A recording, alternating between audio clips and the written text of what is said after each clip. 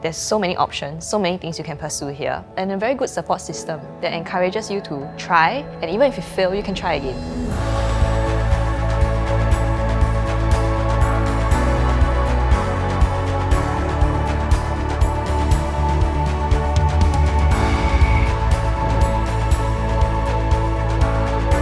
When I first came into SMU, I was actually very surprised at the entire environment with our current education system all the way up to university.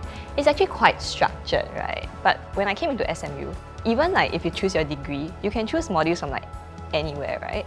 So being empowered to sort of make the decision for my own education journey was really something that I really enjoyed. I do think that just having this environment in SMU that encourages exploration, that was something that really helped me grow a lot. Yeah.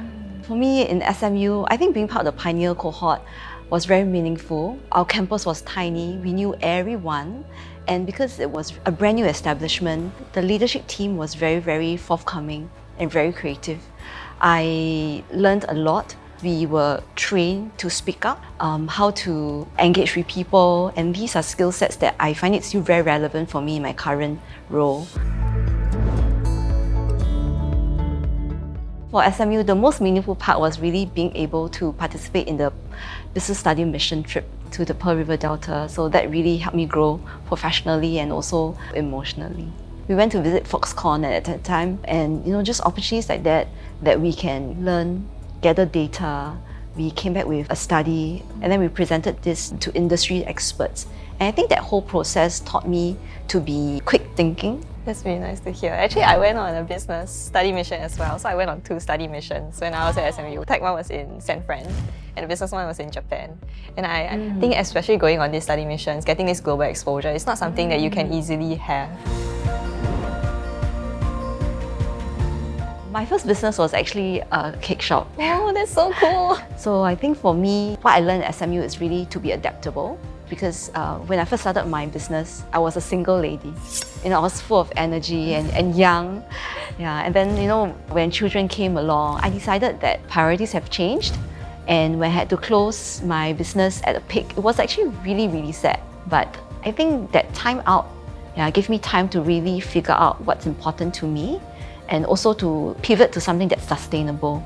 So therefore, I took a 2-year break and I started Elizabeth Little. I think for me, it's definitely when I was the co-founder of CodeIT Academy. So CodeIT is actually a social enterprise, and what we're focused on is to basically make computer science education accessible for underserved communities. When I first went into CodeIT, it actually started out as a pure charity, and that's when I suggested, have you considered starting a for-profit arm and making it into a social enterprise? Because for myself, I really believe that if we want to make impact, it needs to be sustainable impact. That's how really CodeIT Academy was born. So the for-profit arm, we had 1,000, 2,000 students across SMU, NUS, NTU who were taking our computer science courses. And then the profits from there, we actually moved it over to our non-profit side.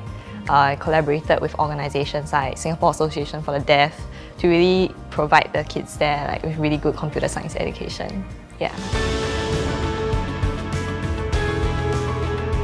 I think why you should choose SMU are really because you get to choose your own path going forward.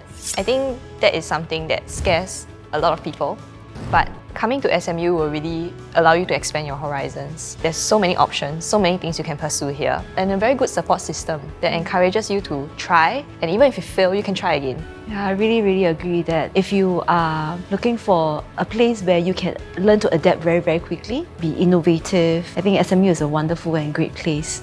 And you also be in an environment with like-minded people that believe in the same purpose and mission.